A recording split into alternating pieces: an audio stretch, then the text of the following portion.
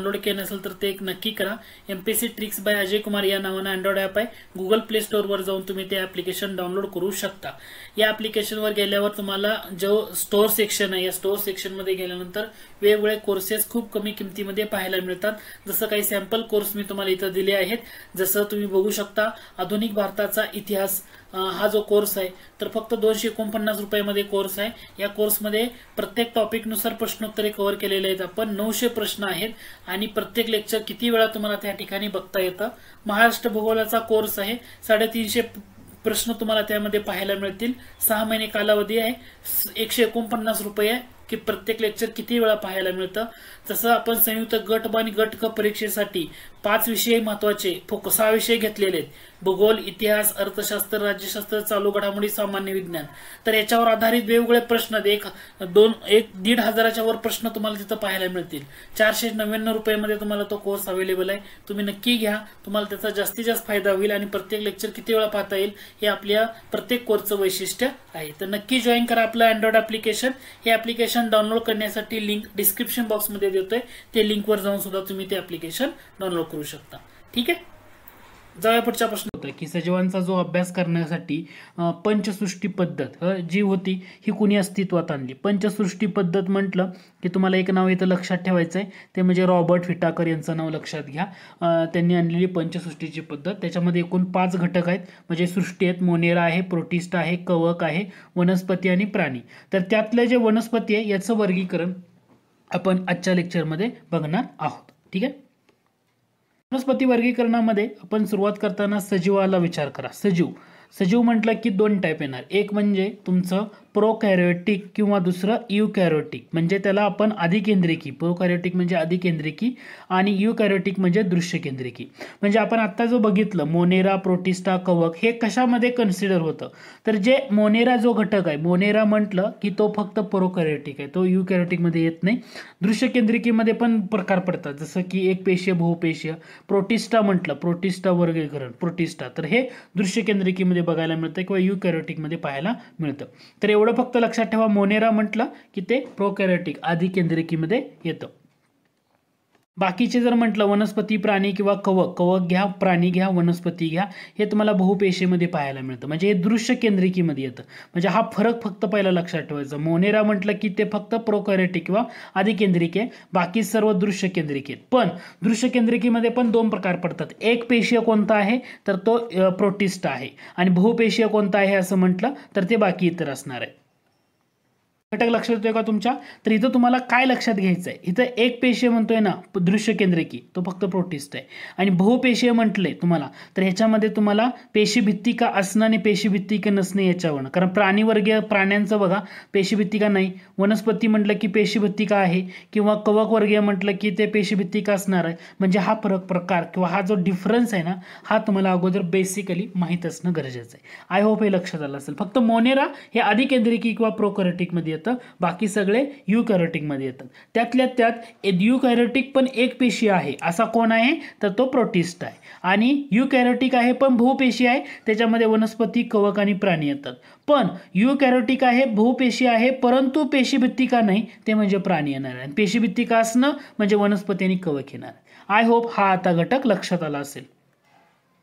आता वनस्पतींचे जेव्हा वर्गीकरण करतो तेव्हा वनस्पतींचं वर्गीकरण करताना पहिल्यांदा काय बघितलं की त्या वनस्पतींना कोणते अवयव आहेत की नाही त्याच्यावरनं त्या वनस्पतींचं वर्गीकरण केलं जातं।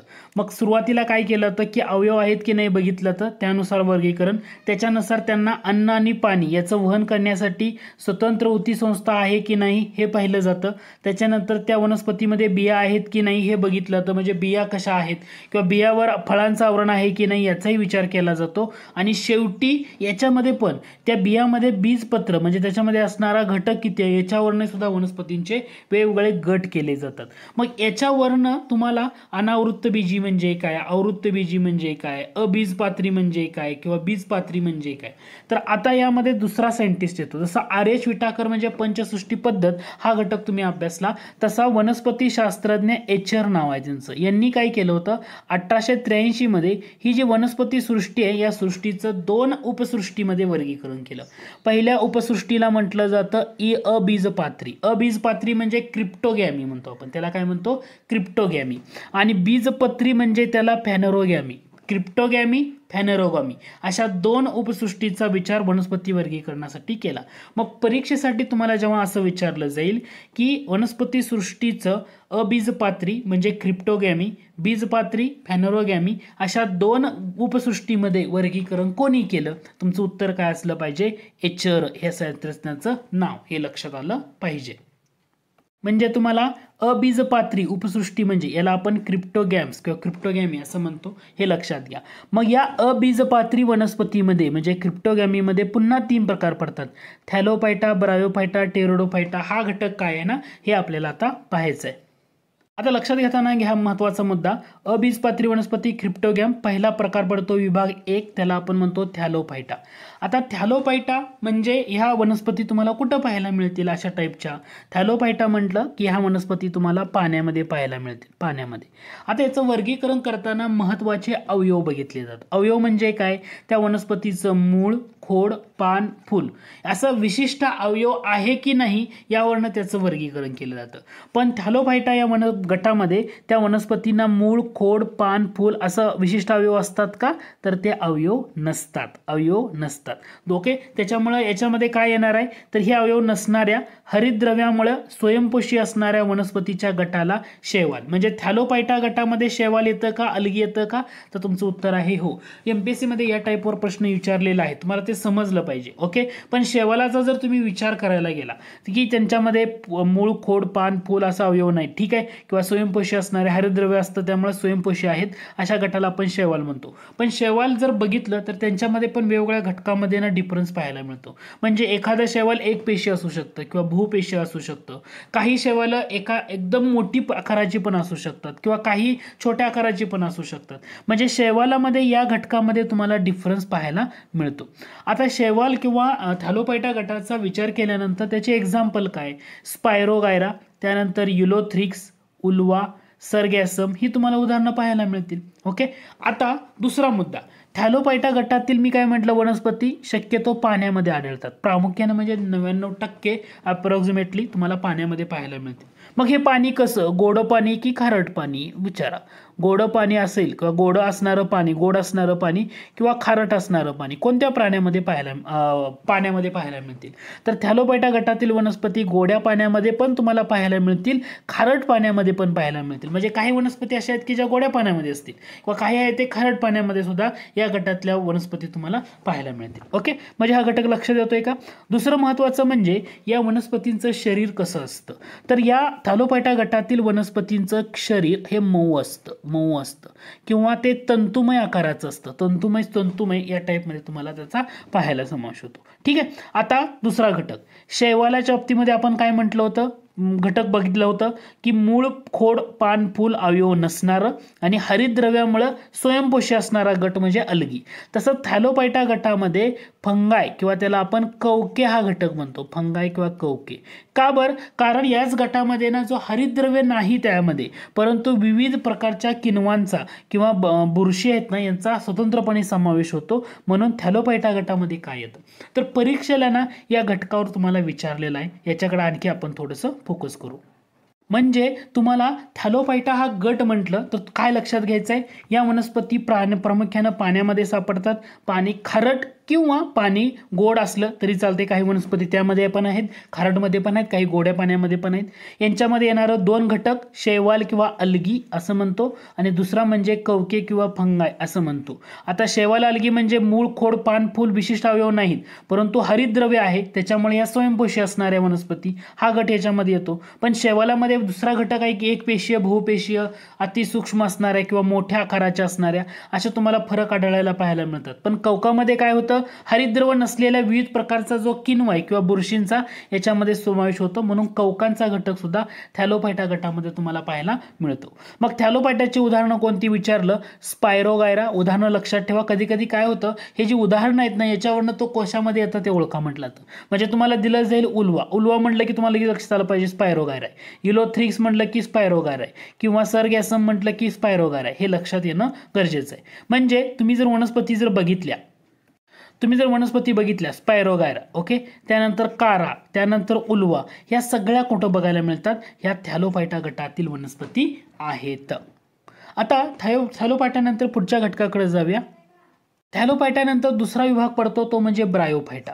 आता ब्रायोफायटा गटातील वनस्पतींना आपण जनरली काय म्हटलं तर जनरली म्हणतोय, यांना उभयचर म्हटलं तर का, तर ह्या वनस्पती ओलसर मातीमध्ये सुद्धा वाढतात.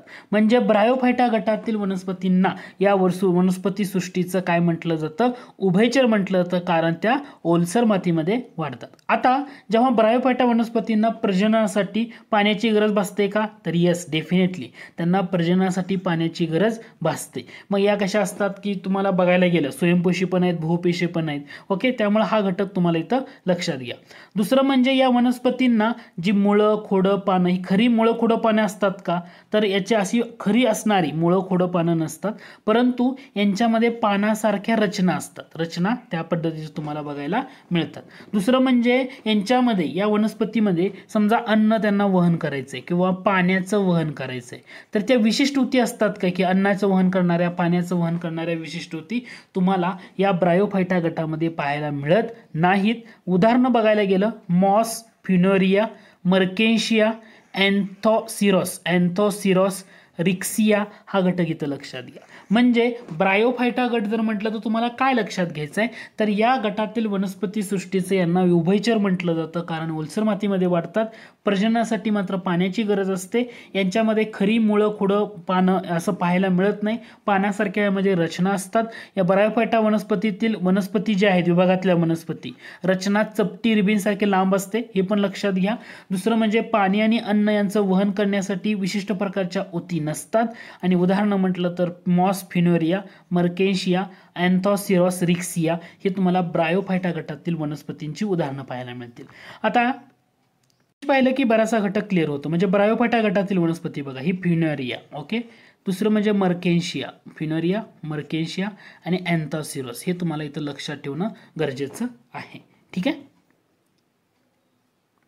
आता तिसरा घटक आपण जो बघणार आहोत त्याला आपण टेरिडोफायटा म्हणतात. टेरिडोफायटा. आता जसं थॅलोफायटा, ब्रायोफायटा मूळ, खोड, पान याच्यामध्ये अवयवामध्ये आपल्याला पाहायला मिळत नव्हतं त्या पद्धतीनं, तसं टेरिडोफायटा वनस्पतीमध्ये लक्षात येतं मूळ, खोड, पान असं सुस्पष्ट अवयव त्यांना दिसणार आहेत का, डेफिनेटली असणार आहेत. किंवा जसं आपण ब्रायोफायटामध्ये बघितलं की पाणी आणि अन्न वहन करण्यासाठी विशिष्ट प्रकारच्या ऊती नसतात तिथं, तसं टेरिडोफायटामध्ये पाणी आणि अन्न वहनासाठी स्वतंत्र म्हणजे विशिष्ट ऊती असणार ना, डेफिनेटली. पण एवढं सगळं असूनही टेरिडोफायटा गटातील वनस्पतींना फुलं आणि फळं येतात का, तर फुलं आणि फळं येत नाहीत. हे लक्षात ठेवणं तुम्हाला महत्त्वाचं आहे. ठीक आहे. म्हणजे टेरिडोफायटा गटातील वनस्पतींना फुलं आणि फळं येत नाहीत. पहिला डिफरन्स तुम्हाला काय लक्षात घ्यायचा आहे, टेरिडोफायटा गटातील वनस्पतींना मूळ, खोड, पान हे सुस्पष्ट अवयव असणार आहेत का, डेफिनेटली. अन्न आणि पाणी वहनासाठी स्वतंत्र ऊती असणार आहेत का, येस. पण एवढं सगळं असूनही यांना फुलं आणि फळं येतात का, तर येत नाहीत. हे तुम्हाला इथं लक्षात घ्या. मग टेरिडोफायटा गटातील वनस्पती म्हणजे फर्न्स, नेफ्रोलेपिस, नेचे म्हणतो, मार्सेलिया, टेरिस किंवा एडिअँटम, इक्विसेटम, सिल्या लायकोपेडियम, हे थोडंसं लक्षात घ्या. म्हणजे थॅलोफायटा, ब्रायोफायटा आणि टेरिडोफायटा या गटामध्ये ना ही जी उदाहरणं आहेत ना, या उदाहरणावर एमपीएससी थोडंसं विचारते. ठीक आहे, एवढं महत्त्वाचं आहे. उदाहरणं जर बघायची झाली तर नेचे गटातील वनस्पती इथं आहे, हे तुम्ही पाहू शकता. सिलेजेनेला, लायकोपेडियम या गटातील वनस्पती तुम्हाला या ठिकाणी पाहायला मिळतात. म्हणजे थॅलोफायटा, ब्रायोफायटा आणि टेरिडोफायटा हे सगळे कसे होते, अबीजपत्री होते, म्हणजे क्रिप्टोगॅम्स म्हणतो. म्हणजे त्यांची जी प्रजननांगी असणाऱ्या वनस्पती, लपलेली प्रजननांगी असणारी वनस्पती. कारण या सगळ्यांचं जे प्रजनन होतं थॅलोफायटा, ब्रायोफायटा, टेरिडोफायटा हे कशाद्वारे होत होतं, बीजाणूद्वारे होत होतं. म्हणजे यांच्यामध्ये प्रजनन संस्था अप्रकट असल्यानं त्यांना त्या वर्गीकरणामध्ये इन्क्लूड केलेलं आहे. मग आता दुसरा घटक येतो तो म्हणजे आपण दोन बघितलं ना, जे सृष्टींचं वर्गीकरण अबीजपत्री आणि बीजपत्री. एचर या शास्त्रज्ञाने तेच केलं होतं ना, अबीजपात्री आणि बीजपात्री असं दोन गटामध्ये वर्गीकरण केलं होतं.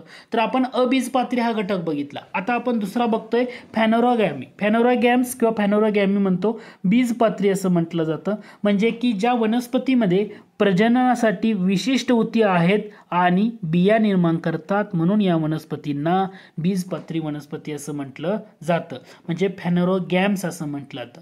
मग या बीजपत्राचं 2 गटामध्ये वर्गीकरण होतं. त्यातलं पहिलं म्हणजे अनावृत्त बीजी आणि दुसरं म्हणजे आवृत्त बीजी. अनावृत्त बीजी म्हणजे जिम्नोस्पर्म, आवृत्त बीजी एंजिओस्पर्म, एंजिओस्पर्म. ओके, एंजिओस्पर्म्स. तर हे 2 घटक लक्षात ठेवा. अनावृत्त बीजी जिम्नोस्पर्म, आवृत्ती बीजी एंजिओस्पर्म. म्हणजे तुम्हाला 2 घटक लक्षात येतोय का? क्रिप्टोगॅम्स म्हटलं की 3 प्रकार पडतात: थॅलोफायटा, ब्रायोफायटा, टेरिडोफायटा. कारण ते सगळे अबीजपत्रे आहेत, सगळ्यांचं प्रजनन बीजाणूद्वारे होतं. आणि फॅनेरोगॅम्स म्हटलं की 2 प्रकार पडतात, कारण त्यांना प्रजननासाठी विशिष्ट ऊती असतात आणि त्या बिया निर्माण करतात म्हणून. आणि याच्यामध्ये एंजिओस्पर्म आणि गायनोस्पर्म असं म्हटलं जातं. जिम्नोस्पर्म, गायनोस्पर्म काय जिम्नोस्पर्म म्हटलं जातं. जिम्नोस्पर्म हा करेक्ट वर्ड आहे. म्हणजे अनावृत्त बीजी, एंजिओस्पर्म म्हणजे आवृत्त बीजी. आता इथं लक्षात घ्या. आता जिम्नोस्पर्म म्हणजे काय? जिम्नो म्हणजे जिम्नॉस म्हणजे न झाकलेले, स्पर्म म्हणजे बीज, न झाकलेले बीज असं त्याचं उदाहरण वर्णन आपण याच्यामध्ये करतो. म्हणजे अनावृत्त बीजी गटातील वनस्पती तुम्हाला कशा पद्धतीने आहेत ना ह्याचा आयडिया येईल. म्हणजे सायकस घ्या, सायकस, किंवा पिसिया क्रिसमस ट्री घ्या, किंवा मोरपंखी थुजा म्हणतो, किंवा पायनस घ्या, देवदर. तर याच्यामध्ये तुम्हाला ना काय होतं, न झाकलेलं बीज किंवा हे पाहायला मिळतं. ओके, आता एक्झाम्पल घेऊया. सायकस. याच्या उलट ते म्हणजे एंजिओस्पर्म म्हणतो आपण. ठीक आहे, एंजिओस्पर्म म्हणजे आवृत्ती बीजी, एंजिओस्पर्म्स. ठीक आहे, आवृत्ती बीजी म्हणजे काय? या वनस्पतीला येणारी फुलं प्रजननाचा अवयव आहे. त्या फुलाचं रूपांतर फळामध्ये होईल. फळांच्या आत काय असणार आहे? बिया तयार होणार आहेत आणि त्या बियावर काय असणार आहे? आवरण असणार आहे. एंजिओ म्हणजे कव्हर असणं, म्हणजे त्याच्यावर आवरण असणं, आणि स्पर्म म्हणजे बी, म्हणजे बियावर आवरण असणं. याच्यावरनं त्याचं आवृत्त बीजी. आवृत्त म्हणजे काय? त्या बियावरनं आवरण असणं, म्हणजे एंजिओस्पर्म असं आपण त्या ठिकाणी म्हणतो. आता याच्यामध्ये पण 2 प्रकार पडतात बघा. म्हणजे एंजिओस्पर्म मध्ये 2 प्रकार कसं ओढतात की समजा एखादा बी आहे आणि त्या बियाचं जर 2 भागामध्ये रूपांतर झालं तर त्याला द्विबीजपत्री वनस्पती म्हणतो. समजा त्या बियांचं 2 भागामध्ये रूपांतर होणार नाही तर त्याला एक बीजपत्री वनस्पती असं म्हटलं जातं. म्हणजे तुम्हाला 2 घटक किंवा बेसिक डिफरन्स लक्षात आलं पाहिजे. वनस्पतींचं वर्गीकरण करताना 2 महत्वाच्या गटामध्ये केलं आणि त्या शास्त्रज्ञाचं नाव होतं एचर. एचर या शास्त्रज्ञाने केलं होतं. म्हणजे तुम्हाला एचर या शास्त्रज्ञाने वनस्पतींचं वर्गीकरण 2 गटामध्ये केलं. पहिलं होतं त्याला म्हणतो आपण क्रिप्टोगॅम्स, क्रिप्टोगॅम्स. ओके, आणि दुसरं होतं फॅनेरोगॅम्स, फॅनेरोगॅम्स. ठीक आहे, क्रिप्टोगॅममध्ये 3 प्रकार होते: थॅलोफायटा, ब्रायोफायटा, टेरिडोफायटा, टेरिडोफायटा. ठीक आहे, आणि फॅनेरोगॅम्समध्ये 2 प्रकार होते. एक होतं जिम्नोस्पर्म, जिम्नोस्पर्म, दुसरं होतं एंजिओस्पर्म. आता लक्षात येतंय का? म्हणजे ह्या एचरनं वर्गीकरण ह्या क्रिप्टोगॅम आणि फॅनेरोगॅममध्ये केलेलं होतं. हे तुम्हाला इथं लक्षात येणं गरजेचं आहे. त्यामध्ये एक बेसिक डिफरन्स दिलाय: द्विबीजपत्री वनस्पती आणि एक बीजपत्री. द्विबीजपत्री म्हणजे 2 बीजपत्र असणारे, बी 2 असणारे, 1 असणार. द्विबीजपत्रीमध्ये ठळक सोटमूळ, तंतुमळ मूळ, म्हणजे ह्यामध्ये तुम्हाला बराचसा घटक पाहायला मिळेल. म्हणजे इन शॉर्ट मध्ये वनस्पती सृष्टी म्हणजे ही तुमची वनस्पती सृष्टी. या सृष्टीचं अबीजपत्री म्हणजे याला आपण क्रिप्टोगॅम असं म्हणतो, क्रिप्टोगॅम्स.